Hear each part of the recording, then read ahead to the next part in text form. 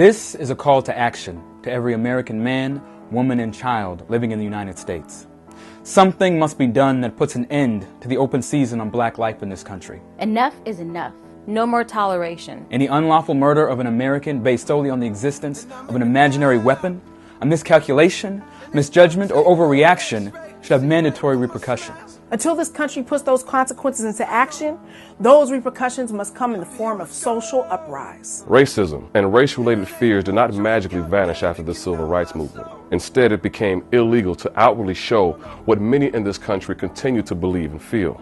Now comes the more difficult task of fighting the mental beast of racism and every deadly mindset that accompanies it. What makes a police officer shoot an unarmed man multiple times in the heat of the moment? What goes through his mind at that instant?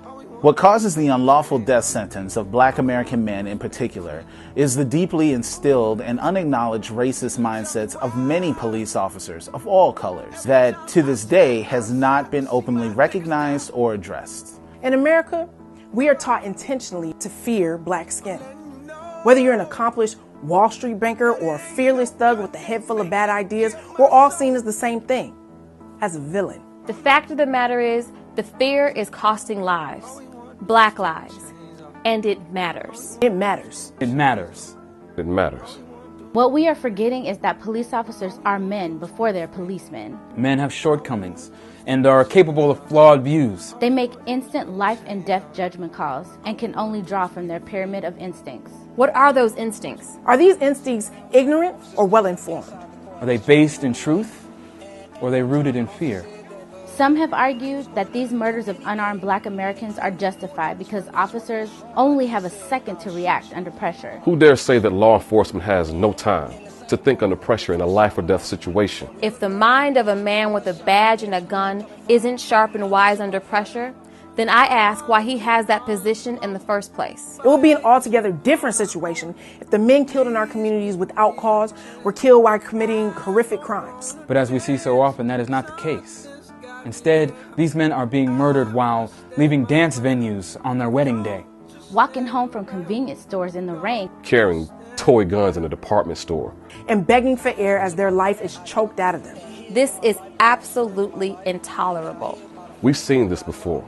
Our ancestors were hung in trees, burned, raped, killed while American law enforcement either participated or just stood by and watched. There was no justice then, but there will be justice today. And we will have it by any means necessary. By any means necessary. We will not stand for it. We will not get over it. And we will not forget those who have died for our opportunities. Our great country was built from the ground up on the backs of black slaves. That's not an opinion or point of view. That's the truth. It is a truth that has been long since negated, untold, and dismissed by the very country which used our forefathers to become as powerful and valuable as it is today. And we will not allow the voices of our ancestors, their pain, their sacrifices, and their legacy to go quietly into the night. The dismissal of black American life ends today. Today. Today. 51 years ago, Martin Luther King Jr. delivered the infamous "I Have a Dream" speech on the steps of the Lincoln Memorial. Today, he is honored by the very country that at one point set out to destroy him. To every activist and organizer across the world who has dedicated themselves to freedom, thank you. Thank you. Thank you. Continue to fight. Continue to lift your voice. Continue to press forward knowing that one day all of this will have been for something. Continue to shut down every city, every street corner, and every block that refuses to hear you. For they may hate us now, but nothing was ever won for us that didn't come with a price. When we wanted to integrate schools, American police showed up with the military. When we wanted to vote, American police showed up with hoses and dogs. Power concedes nothing without a demand. It never has, and it never will. The black American has had to fight this country for every advancement it's made. We are not surprised anymore. We are prepared. And still, I have a dream. I still have a dream that one day this nation will rise up and live out the true meaning of its creed. We hold these truths to be self-evident.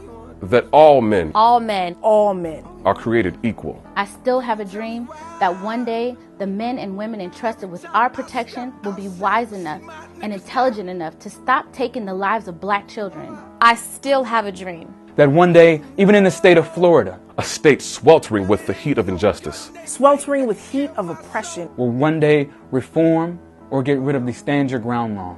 I still have a dream where little brown children will one day live in a nation where they will not be judged by the color of their skin or the hoodie on their head, but by the content of their character. I still have a dream.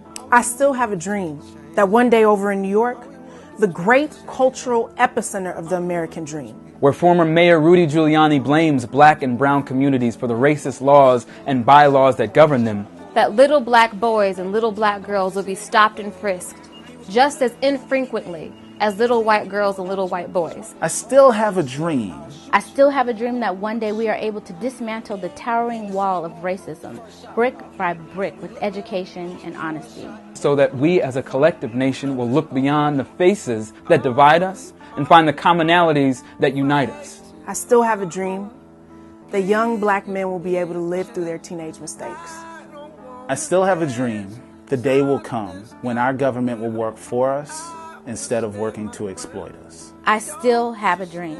I still have a dream that African history will be taught in our schools with the same pride and consistency that European history is taught in our schools. I still have a dream that privatized prisons will cease to exist. I still have a dream today. I still have a dream that the ideology of white supremacy will come to an end. I still have a dream that white Americans will be able to look beyond their subconscious limiting view of their own experience to see that millions of their fellow Americans are treated drastically differently in the eyes of the law. I still have a dream that white American parents will teach their children to seek to understand rather than disregard the culture and history of others. I still have a dream of basic human decency and empathy. And I still have a dream. I still have a dream. I still have a dream. I still have a dream. I still have a dream. I still have a dream. I still have a dream. All we want to do is take the chains off. All we want to do is break the chains off. Yeah. All we want to do is be free.